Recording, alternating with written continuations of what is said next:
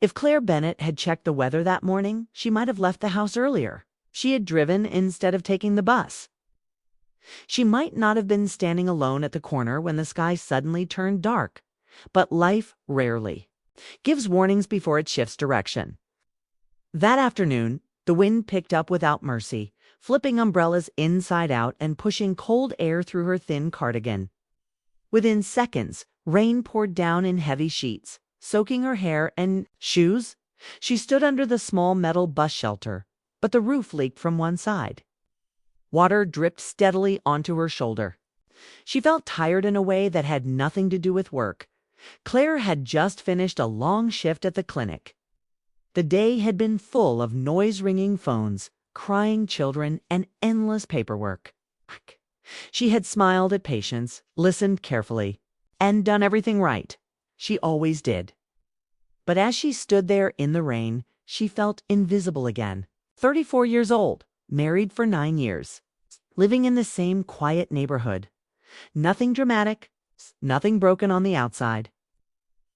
Yet something inside her felt dull, like a light that had slowly faded without anyone noticing. A silver SUV turned the corner and slowed near the shelter. She barely looked up at first. Cars passed all the time, but this one stopped. The driver's window slid down smoothly and a familiar voice called her name, Claire. "You'll get sick out here." She blinked rain from her eyes and saw Daniel Harper leaning slightly toward the open window. He lived across the street from her and Ethan. They had moved into the neighborhood around the same time.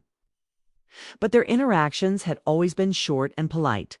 A wave while collecting mail. Quick hello during trash day. He was friendly but reserved. "It's fine," she said automatically, though she was already shivering. "It's not fine," he replied, his tone calm but firm. "I'm heading your way. Just get in." She hesitated. What about trust? Daniel had never given her a reason to feel uncomfortable. It was about something else, about how easily a small choice can open a door you didn't mean to touch. The rain grew heavier. Loud crack of thunder echoed above them. Without letting herself think too much, she opened the passenger door and slid inside. Warm air wrapped around her instantly.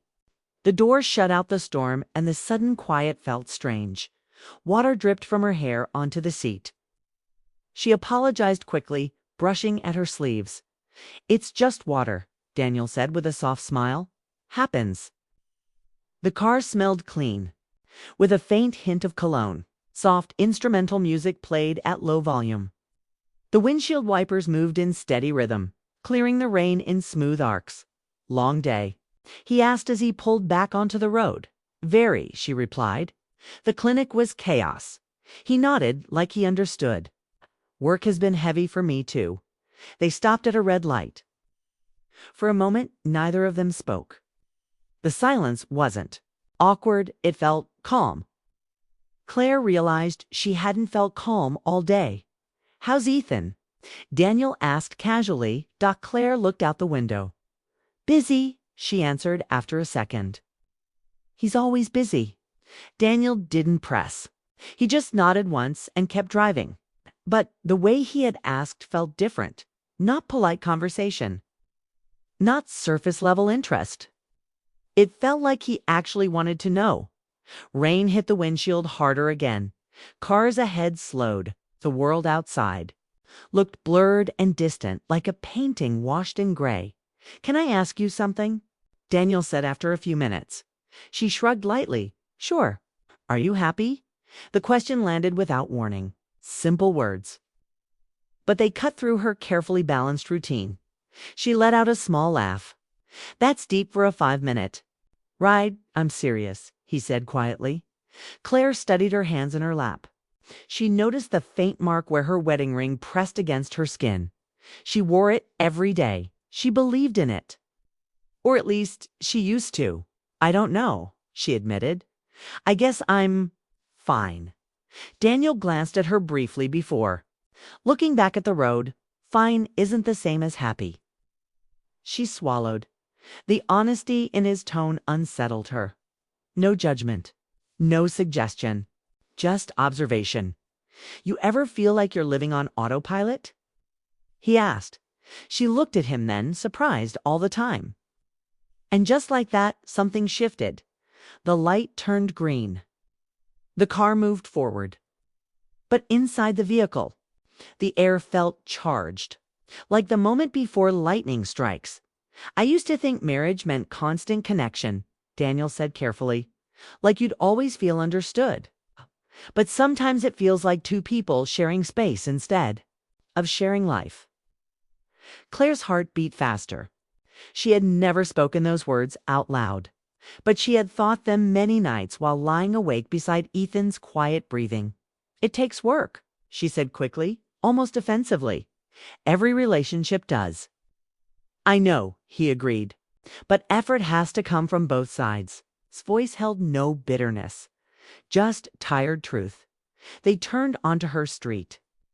The houses looked peaceful despite the storm, curtains drawn, lights glowing softly behind windows. From the outside, everything seemed perfect. Daniel slowed the car in front of her driveway. For a second, neither of them moved. The rain softened slightly, tapping gently now, instead of crashing down. Thank you, Claire said, reaching for the door handle, Claire, he said before she stepped out. She paused. If you ever need to talk, really talk, I'm around. The offer was simple, respectful, yet it lingered in the air longer than it should have. She nodded. I appreciate that. Then she stepped back into the rain. It felt colder than before. She walked toward her front door, her shoes splashing lightly in shallow puddles. She could feel his gaze on her back. Not in a way that made her uncomfortable, in a way that made her aware. Inside the house, everything was quiet. Ethan's briefcase sat near the couch. The television murmured in the living room, but he wasn't watching it.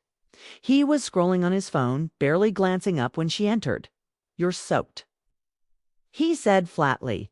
Bus was late, she replied. He nodded once and returned to his screen.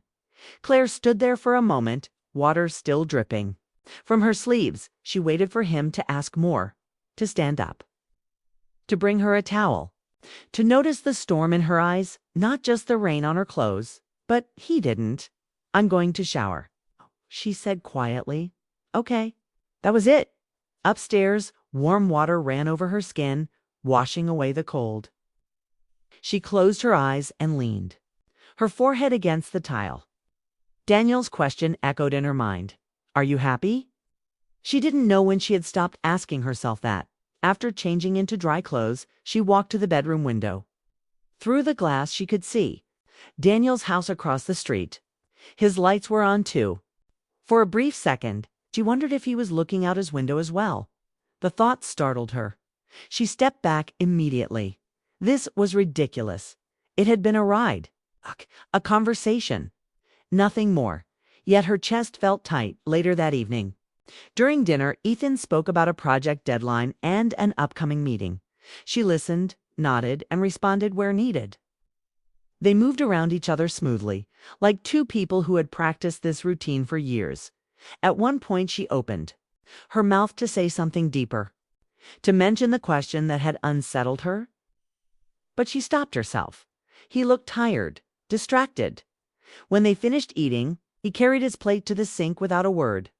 Claire remained seated at the table long after he walked away. Her phone buzzed softly beside her plate. She glanced down. A message from Daniel. Glad you made it home safe. That was all. She stared at the screen longer than necessary. Her fingers hovered above the keyboard. She could ignore it. That would be safest. Simplest. Instead, she typed, thank you again. 3 dots appeared almost instantly. Anytime. Her heart raced at how quickly he responded. She locked her phone and placed it face down on the table. Nothing inappropriate had been said. Nothing wrong had happened. But something had begun. Upstairs, Ethan was already in bed when she entered the room. The lights were off except for the soft glow of his bedside lamp. Good night, he murmured, without looking up from his phone. Good night, she replied. She slid under the covers and turned toward the ceiling. The room felt large, quiet, separate across the street. Daniel's house stood in the darkness. Claire closed her eyes, telling herself she was overthinking everything. It was just a ride, just rain, just a question. But deep down, she knew the truth. Sometimes, the smallest moments carry the biggest consequences. And she had a feeling this one was only the beginning. Claire tried to push the ride from her mind, telling herself it had been nothing more than a polite gesture on Daniel's part. Yet, in the quiet moments when she was alone in the kitchen or lying in bed beside Ethan, the memory kept resurfacing. The warmth of the car, the soft music. The way Daniel had asked her if she was happy lingered unbidden like a shadow she couldn't shake. She told herself she was imagining it, that it was simply a moment of vulnerability in a day filled with routine. Still, each time she saw Daniel across the street, watering his garden or stepping out for the mail, her heart seemed to respond before her mind could intervene. It was as if the universe had nudged two people into a fragile connection they weren't ready to name at first. Their interactions remained casual. A brief wave in the morning as Claire left for work. A passing hello when he collected the newspaper. But gradually, their conversations lengthened. One afternoon, Claire caught him by the mailbox, fumbling with letters. "Long day?" he asked. She sighed. "Always." He smiled gently. "I feel the same. Sometimes it feels like everything we do is just to keep moving, not to actually live." Claire felt her chest tighten. His words resonated with her unspoken feelings. They shared a quiet laugh, but it was weighted with more than humor. It was a recognition of shared burdens, of lives that felt small in the face of expectations and obligations. Messages followed. At first they were innocent remarks about the weather, updates on neighborhood events, casual inquiries about each.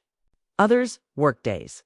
But the tone subtly shifted, a line between friendship and something more forming without either of them acknowledging it openly. Daniel would ask, "How are you holding up today?" Or "Did anything good happen this week?" And she would respond, finding relief in someone who seemed to notice her, who seemed to understand without judgment. Every message felt safe, yet it carried a weight she couldn't explain. Claire's home life, in contrast, was slowly fading into background noise. Ethan worked long hours and often came home distracted. Conversations centered on logistics, groceries, bills, schedules. The warmth and intimacy they once shared seemed like a distant memory. Some nights, Claire would sit in the living room after dinner, the soft hum of the television filling the silence, and feel a hollow ache for attention, for recognition, for connection. Daniel's words became a balm she didn't know she needed. The simplicity of his concern made her realize how little she had been seen at home. One evening, as Claire looked out her bedroom window, she noticed Daniel and Melissa having a low conversation in their driveway. Their voices were hushed, but tension radiated from the way they stood, the small gestures of frustration. Melissa drove off a few minutes later, leaving Daniel alone under the dim streetlight. Claire's heart beat faster than she expected. She quickly turned away from the window, guilt gnawing at her. She didn't want to watch someone else's private moments. Yet she couldn't deny that part of her felt drawn to his vulnerability. Later, Ethan came home tired as usual. Claire prepared dinner, and as they sat down, she tried to speak, to bridge the gap between them. "Do you ever feel like we're just roommates?" she asked quietly, careful with her words. Ethan sighed and shook his head slightly. "Claire, I'm exhausted. Can we not do this tonight?" The conversation ended there, leaving a silence heavier than words. Claire felt her heart sink. She had hoped for engagement, for curiosity, for recognition. Instead, there was only tired avoidance. That night, Claire's phone buzzed. She hesitated before picking it up, unsure if she wanted to see his name light the screen, but the message was simple, gentle. "Some days feel heavier than others. I hope you're okay." Her chest tightened. It was a message she didn't need but wanted. Something about the plainness of it, the absence of flirtation, made it more powerful. She typed back quickly, almost unconsciously. "I understand. The reply came almost instantly. "Glad to hear from you." Messages became a steady presence in her evenings. They were small check-ins, casual observations, words of encouragement. "Did you get a chance to rest today? Was thinking about that book you mentioned?" Nothing inappropriate, nothing that crossed a line. Yet the rhythm of communication created a bond. Claire found herself looking forward to them, seeking comfort in the words of someone who seemed to truly notice her. Each notification brought a flutter she couldn't suppress. She knew she was stepping onto thin ice, yet the warmth of connection was intoxicating. Weeks passed. Rainy evenings mirrored that first ride, bringing memories that Claire couldn't easily dismiss. She began to realize that what she felt wasn't a romantic desire for Daniel, but a longing for attention and understanding she had lost in her own marriage. Still, the line between emotional intimacy and deeper attachment blurred in quiet moments. She caught herself smiling at messages, replaying their conversations in her head, imagining scenarios that hadn't happened. She felt alive in ways she hadn't felt in years. The awareness frightened her. Claire had always valued honesty, integrity, and trust. She had vowed to honor her marriage, to be loyal, to keep promises. Yet she couldn't deny the emotional stirrings Daniel evoked. It wasn't about betrayal. It wasn't about lust. It was about seeing herself reflected in someone who listened, who understood, who acknowledged her existence beyond routine and obligation. Daniel, too, was careful. He never crossed boundaries. He shared his struggles in measured words, expressing fatigue with work, occasional frustrations with Melissa, moments of doubt and introspection. Claire listened, responded with empathy, and soon their conversations felt like a shared sanctuary. They discussed books, movies, fleeting neighborhood events, small joys and disappointments. The intimacy was emotional, quiet, yet deeply resonant. One evening, Claire found herself standing at her kitchen counter, gazing at the street through the rain-streaked window. Her phone buzzed. Daniel's message appeared. "I wish someone could understand me the way you do." Her fingers trembled as she read it. She typed back, "Maybe we already do." The simplicity of the words felt monumental. And yet she knew that feeling, as comforting as it was, carried danger. She was opening her heart in a space where no promises could exist. Where everything was delicate, life at home remained unchanged, almost painfully normal. Ethan was attentive in practical ways, but emotionally distant. He listened to her words, but rarely responded to the deeper undercurrents, the longings she now recognized as part of herself. The contrast between the warmth she felt from Daniel's presence, even if only through words, and the coldness of habitual routine at home became sharper each day. Claire struggled with guilt. She questioned herself constantly. Was it wrong to feel noticed even if nothing physical happened? Was it betrayal to long for emotional connection she no longer received in her marriage? One afternoon, she caught a glimpse of Daniel across the street.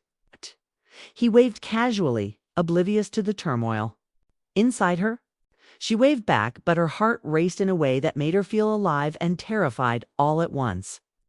That simple gesture, that human recognition, had weight beyond explanation. It reminded her that her own life, her own needs, could not be ignored indefinitely. The emotional tension built gradually. Claire began noticing small details. The way Daniel smiled when he read a message from her, the way he lingered in conversation, the subtle reassurance in his voice when he asked how her day went. And she began noticing her own responses. Flutter in her chest, the relief in her heart, the quiet hope that someone still saw her. She realized that what she craved was connection, understanding, the recognition of her emotional existence.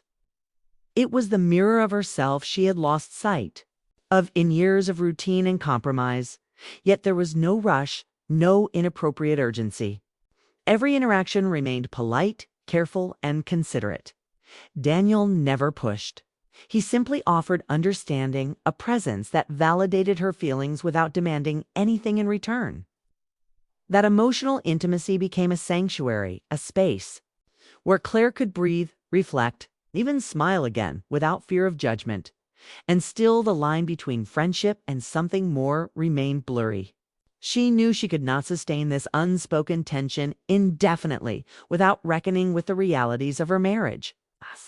The quiet longing for attention, the safe emotional refuge Daniel provided. And the stark contrast to her own home created a tension she could neither ignore nor fully embrace. Each day brought clarity and confusion in equal measure, forcing Claire to confront truths she had long avoided. Then came the evening when the quiet tension reached a peak. Claire looked out the window and noticed Daniel pacing the driveway after an argument with Melissa.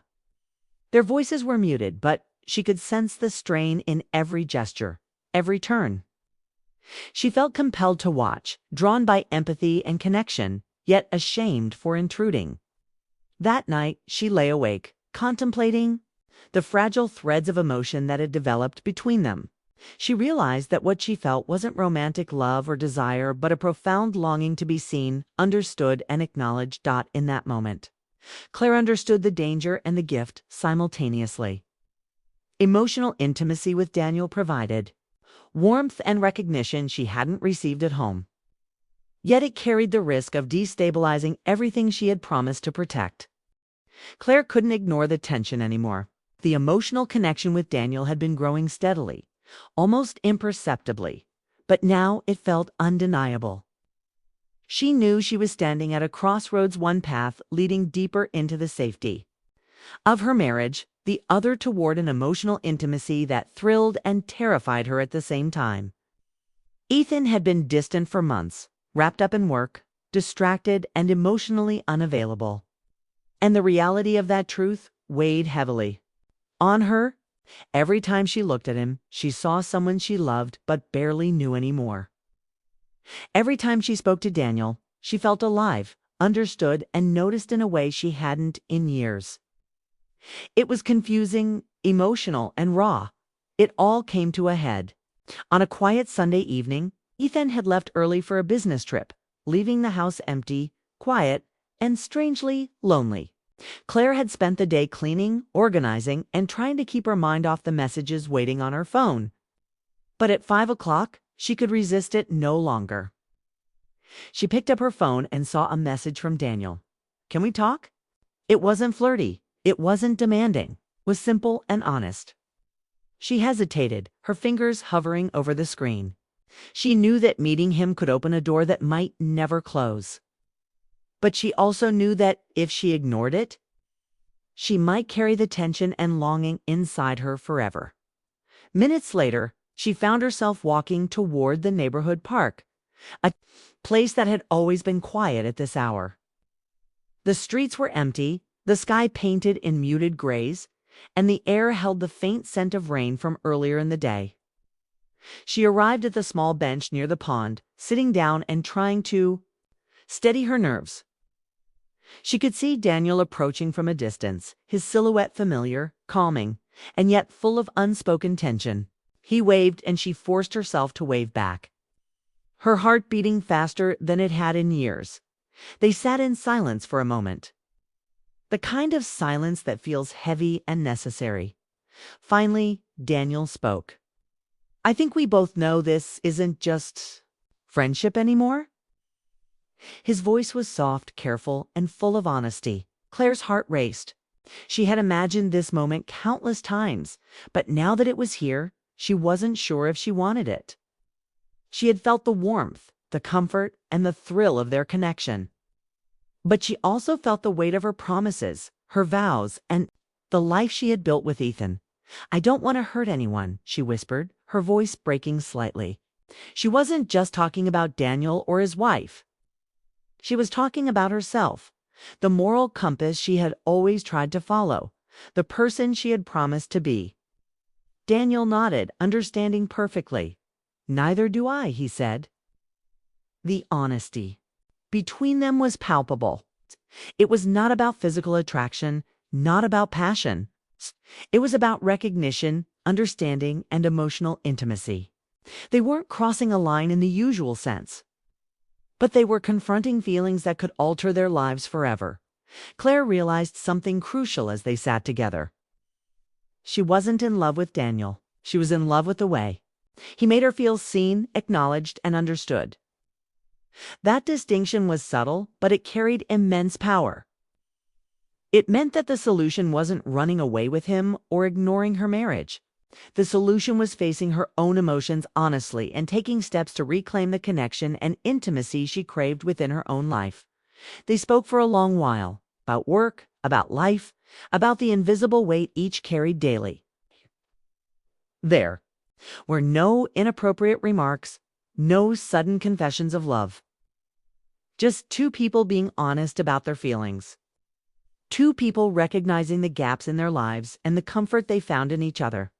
Daniel looked at her with a mixture of sadness and understanding, and Claire felt the same. It was a bittersweet acknowledgement of connection without crossing boundaries. A delicate dance of empathy and restraint. When they stood to leave, there was no hug, no touch, no lingering goodbye. Just a quiet nod, an understanding that they had shared something significant, but that it was not meant to be carried further. Claire walked home slowly, feeling the cool evening air against her face.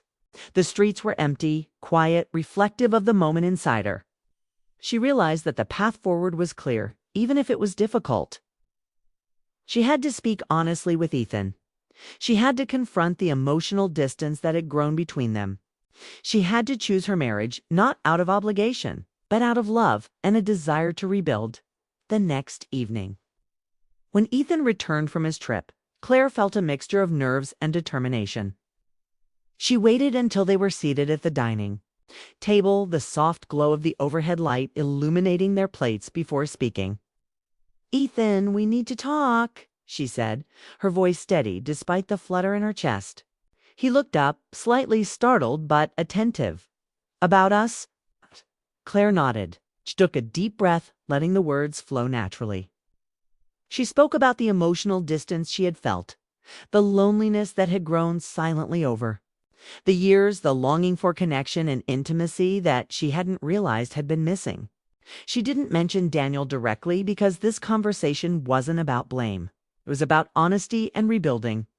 Ethan listened quietly, sometimes nodding, sometimes silent, absorbing her words without interruption.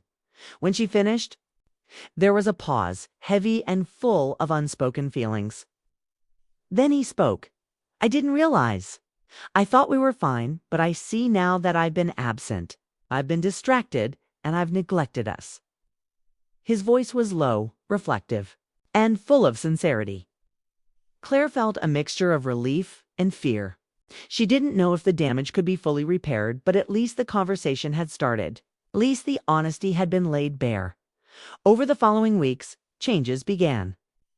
Ethan made small but meaningful efforts to reconnect. He asked more questions, listened more intently, and made time to be present in ways he hadn't in years.